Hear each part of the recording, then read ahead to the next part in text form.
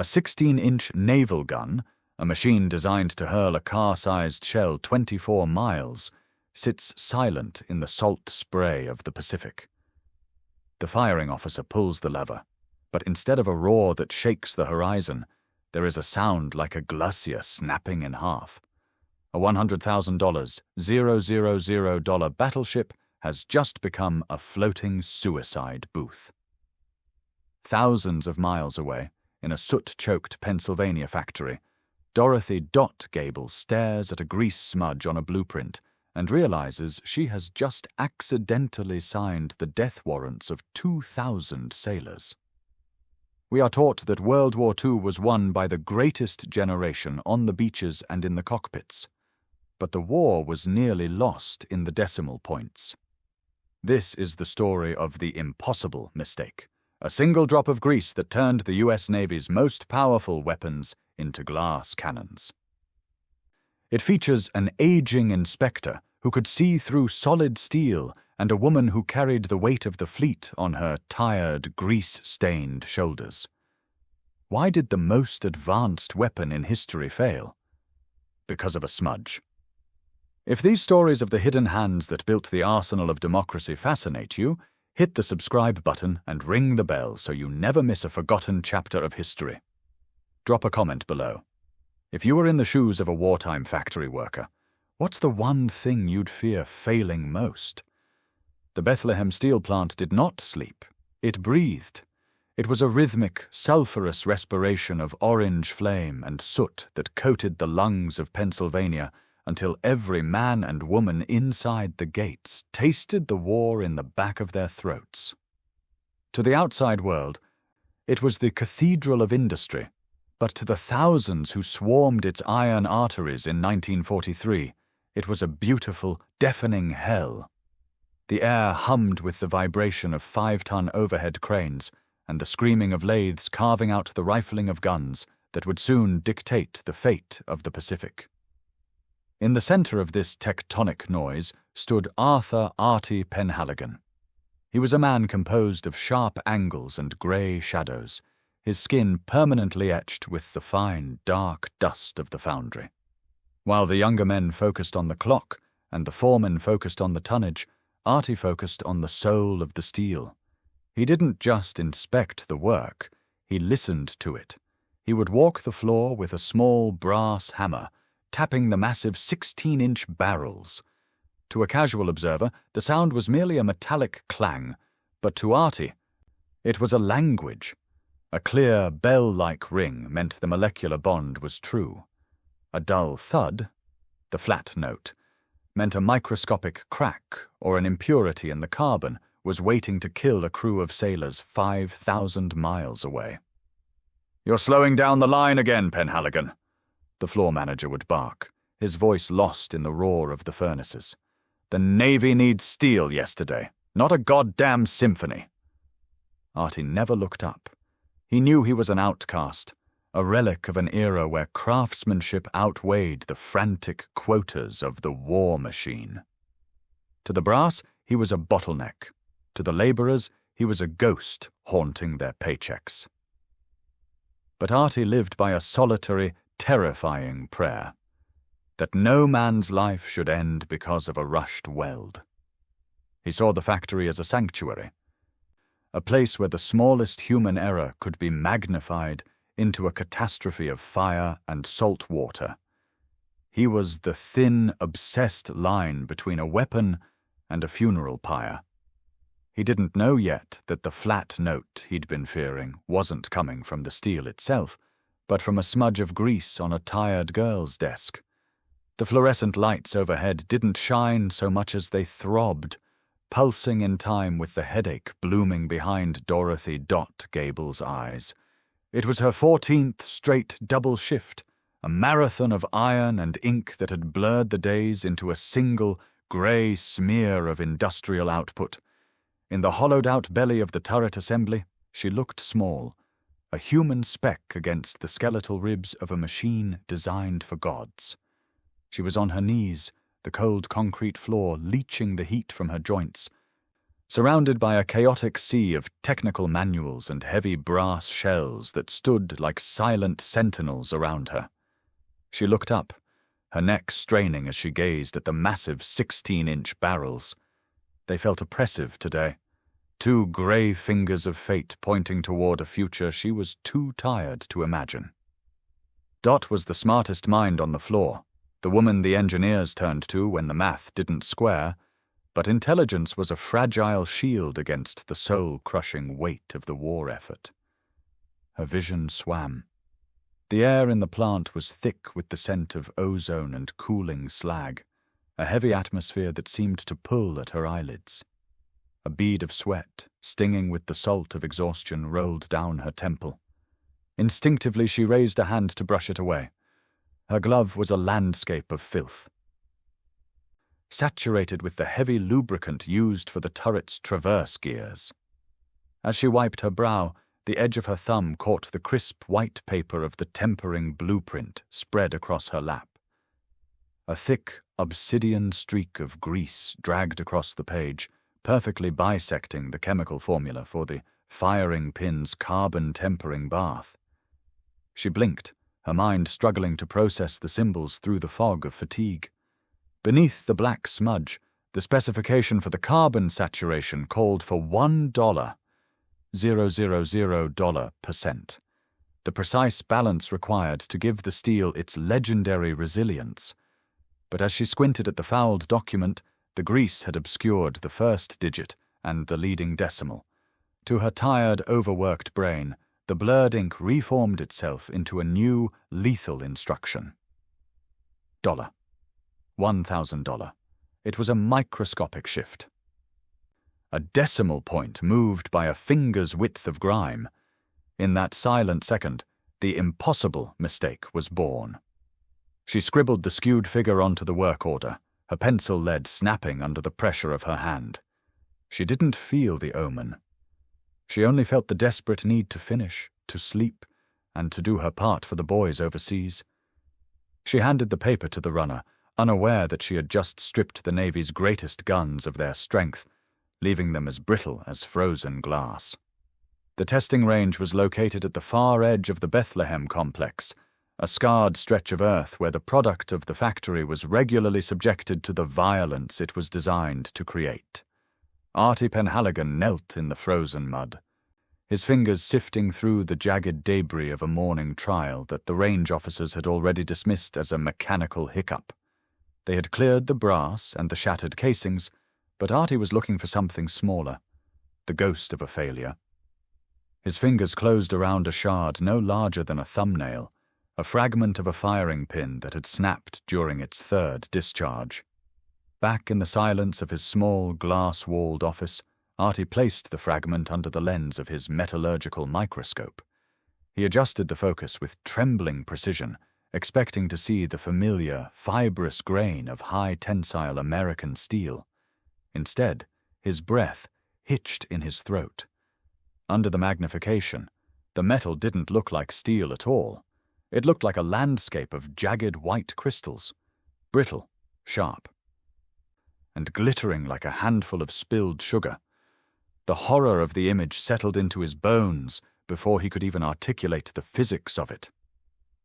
By some freakish chemical imbalance, the carbon tempering had failed. The steel had been robbed of its ductility, the essential give that allowed a firing pin to survive the hammer blow of a primary charge. These pins weren't tough. They were merely hard. They were as rigid as a diamond and just as prone to shattering under stress. He leaned back, the green desk lamp casting long, sickly shadows across his face. The math was simple and devastating. A firing pin with this crystalline structure would hold for the first shot. It might even survive a second, but by the third or fourth impact, the metal would surrender to the internal pressure and disintegrate into 1,000 needle-like projectiles. The failure wouldn't just disable the gun.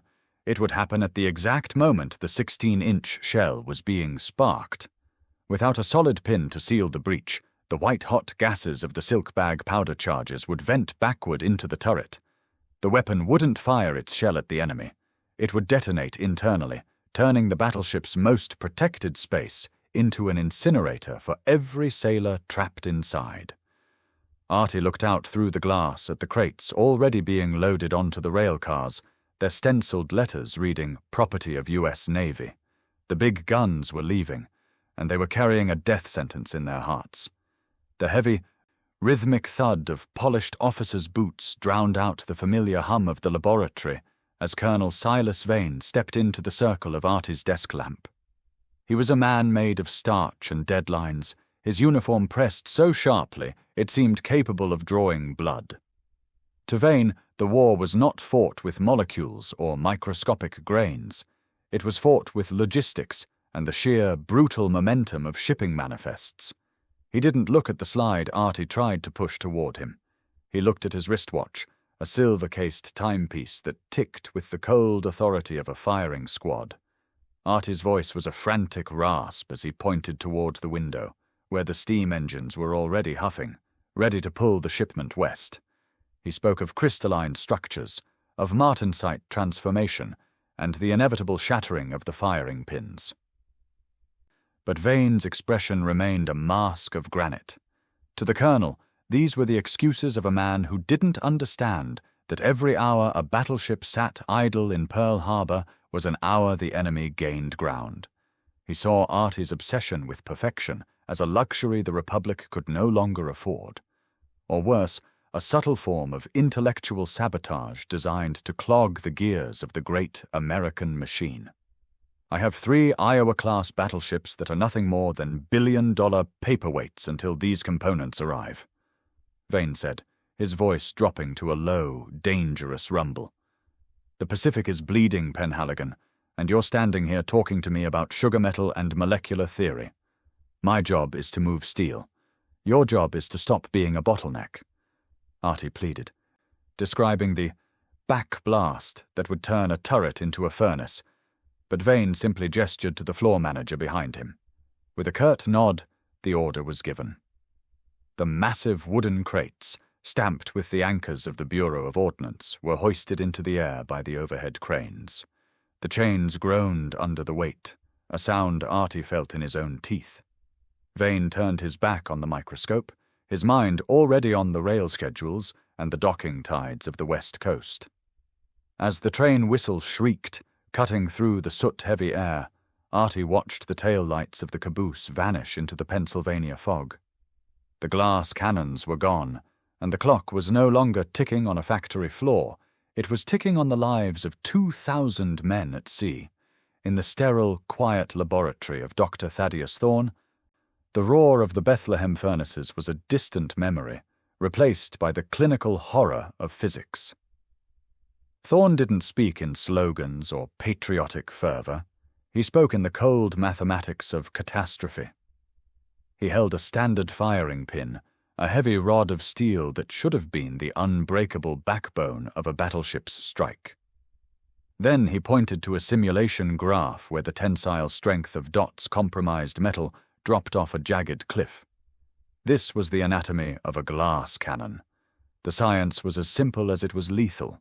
A naval gun of this magnitude relies on a total seal, a vault-tight containment of pressure that forces 2,700 pounds of steel and explosive out of a barrel at supersonic speeds. The firing pin is the final gatekeeper. In a healthy gun, it strikes, survives, and holds the line. But Thorne's calculations revealed a terrifying 3-shot limit. On the first discharge, the brittle, sugar-like molecules would hairline fracture. On the second, the structural integrity would turn into a spiderweb of microscopic failures. By the third, the pin would not just break, it would atomize. When that metal surrendered, the path of least resistance changed. The explosive force of 600 pounds of silk-bagged powder would find the breach. Instead of propelling the shell 20 miles over the horizon, the pressure would reverse. It was a phenomenon known as backblast, a mechanical heart attack that would vent 6,000 degrees of white-hot gas directly into the turret's loading chamber.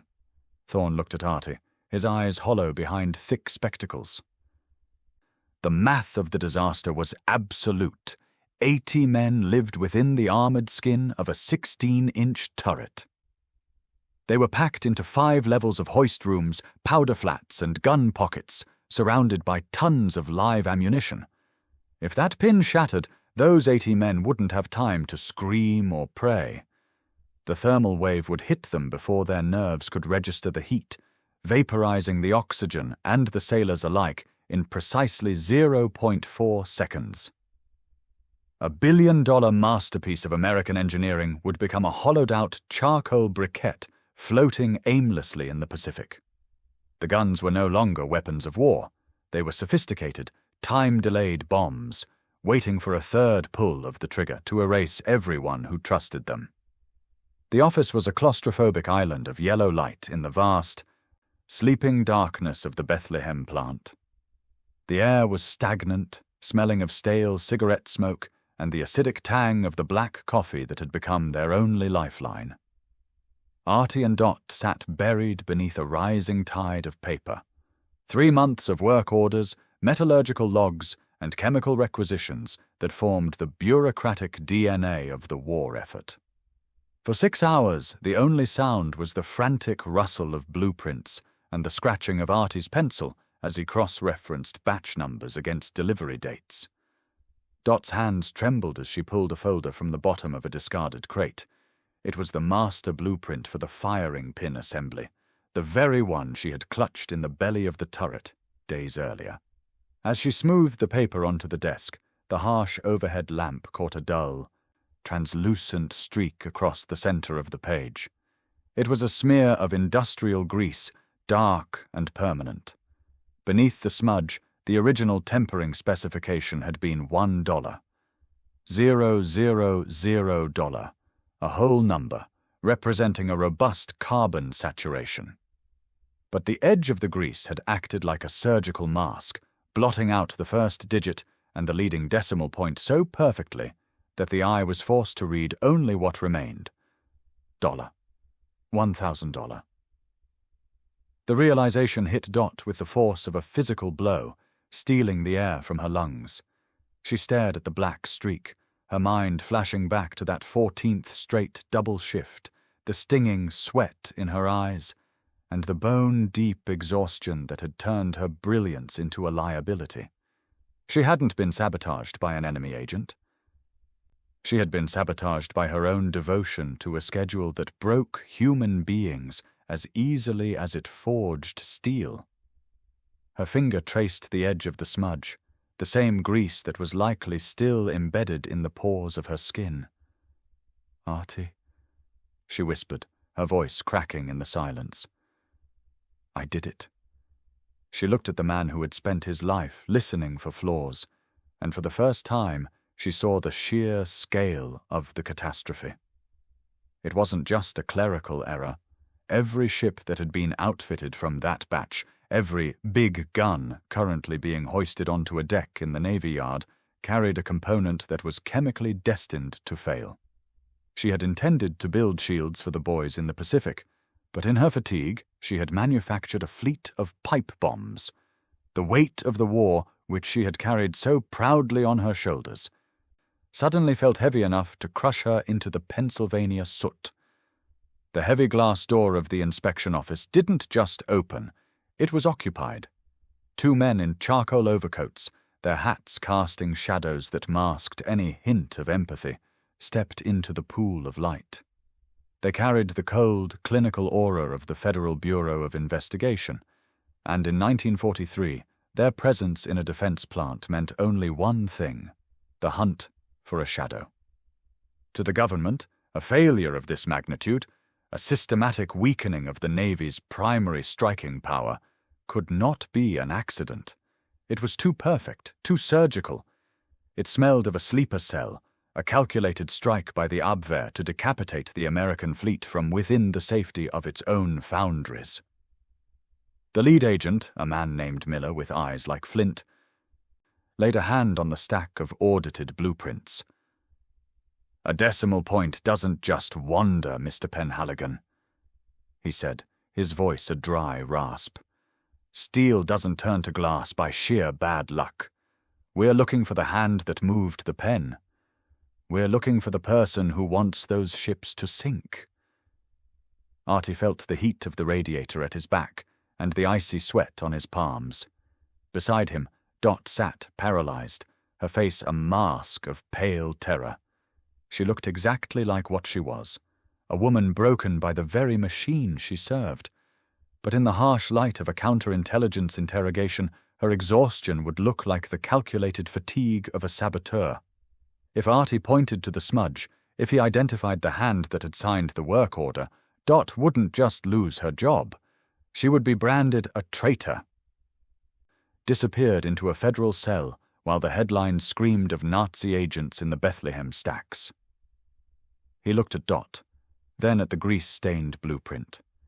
He saw the impossible mistake for what it truly was, a scream for help from a human heart being ground into the dirt by a relentless war machine. The Bureau wanted a villain to hang. The Navy wanted guns that wouldn't explode. Artie realized he held a different kind of power now. He could turn her in and stop the guns through the slow, grinding gears of a criminal trial, or he could shield her and find a way to intercept the steel himself. "It's a systemic failure, Agent Miller," Artie said, his voice steadying as he stepped in front of Dot, physically obscuring her from their view. "The tempering bath was calibrated incorrectly. It's a mechanical fault, not a human one. The records are a mess because the plant is a mess." He was lying to the federal government to save a girl from a machine world that had no room for grace. He had made his choice. He would save the fleet, but he wouldn't destroy the woman who had sacrificed her soul to build it. The Pennsylvania night had turned into a howling white void as Artie's rusted coupe fishtailed along the black ice of the industrial corridor. Beside him, Dot clutched the original smudged blueprint to her chest like a shale, her knuckles white against the paper. The blizzard was a physical wall, an atmospheric reflection of the bureaucracy they were racing to outrun. They weren't hunting a foreign enemy in the dark. They were hunting a ship, the USS Indiana, which was currently being fed a diet of lethal, brittle steel at the Philadelphia Navy Yard. By the time the shipyard gates loomed out of the swirling snow, the world had been reduced to the strobe light flash of welding torches and the rhythmic thud of pile drivers. Artie didn't slow down for the gate guards. He leaned on the horn, a desperate, sustained blast that forced the sentries to scramble. When the car skidded to a halt beneath the towering shadow of the battleship, they were met not with understanding, but with the cold steel of M1 Garand's. "Get Colonel Vane!" Artie screamed over the roar of the wind, his voice cracking. "Stop the hoist! Those pins are glass!" The scene was a nightmare of industrial momentum. High above, a massive crane was already swinging a final crate toward the open secondary hatch of the Indiana. It looked like a coffin suspended in the spotlight's glare. Colonel Vane appeared on the gangplank, his greatcoat billowing like a dark sail. He looked down at the grease-stained inspector and the exhausted woman with a mixture of pity and fury. To him, this was the final breakdown of a man who had spent too much time looking through microscopes. "Stay back, Penhaligon!" Vane roared, his voice amplified by a bullhorn. "This ship sails on the tide. You're interfering with a direct order of the War Department. Stand down or I'll have you detained." Artie didn't stand down. He grabbed the blueprint from Dot's shaking hands and sprinted towards the boarding ramp, bypassing the guards in a frantic, suicidal burst of speed. He wasn't fighting for a medal. He was fighting for the 80 men currently sleeping in the belly of Turret 2. He shoved the paper into Vane's chest, his finger stabbing at the black grease smudge that had dictated the fate of the fleet. "Look at it, Silas. Look at the smudge!" Artie yelled, the wind whipping the words from his mouth. "It's not sabotage. It's a decimal point. If you let those guns fire, you aren't sending this ship to war. You're sending it to a funeral." For a heartbeat, the only sound was the shrieking of the storm and the groaning of the crane's cables. Vane stared at the document, the reality of the error finally piercing his armor of schedules and quotas. He looked at the crate, then back at Dot, who stood trembling in the snow, her eyes pleading for him to see the truth. The home front had failed, and the only thing standing between the battleship and self-destruction was a man brave enough to admit a mistake. The transition from chaos to silence was instantaneous. Colonel Vane did not call for the MPs. He called for a welding crew and a blackout curtain. In the shadow of the Indiana's massive hull, a midnight refit began. A desperate, off-the-book surgery performed under the flicker of hooded flashlights. There would be no official report, no memo to the Bureau of Ordnance detailing how close the pride of the fleet had come to a catastrophic backblast. To admit the error was to admit that the American machine was fallible, and in 1943 morale was as vital as steel. By dawn, the brittle pins had been swapped for true tempered metal, and the battleship slipped into the Atlantic fog, its secret safely buried in its steel heart. Months later, the victory didn't come with a parade for Artie or Dot. It arrived in the form of a grainy newsreel in a Bethlehem theater. On the screen, the Indiana sat off the coast of Iwo Jima, its 16-inch guns belching fire and smoke that obscured the horizon. The audience cheered at the sight of the heavy thunder, the raw power of a nation unleashed. The sailors on those decks felt the deck plates vibrate with the successful discharge of every shell, never knowing that their lives had once hung on the width of a grease smudge. In the back row, Artie and Dot watched in silence. They didn't need a medal to know what they had done. They felt the relief in the steady rhythm of their own hearts, a quiet resonance that matched the true note Artie had spent his life listening for. They returned to the factory the next morning, passing through the same gates into the same cathedral of soot. The war continued to demand its quotas, and the furnaces continued to breathe their orange fire. They remained two invisible cogs in the vast, grinding mechanism of the arsenal of democracy. Dot still carried the weight of the war on her shoulders, but she walked with a lighter step, and Artie still tapped the steel, listening for the soul of the metal. History would remember the generals and the pilots, but it was the quiet vigilance of an outcast inspector and the resilience of a tired girl that kept the machine from grinding itself to pieces. They were the silent thunder behind the guns, the ones who ensured that when the trigger was pulled, the world shook for the enemy and stayed still for the heroes. If you found this forgotten tale of wartime grit as gripping as we did, don't forget to subscribe and hit the bell for more stories from the edge of history. Drop a comment below. See you next time. Thank you.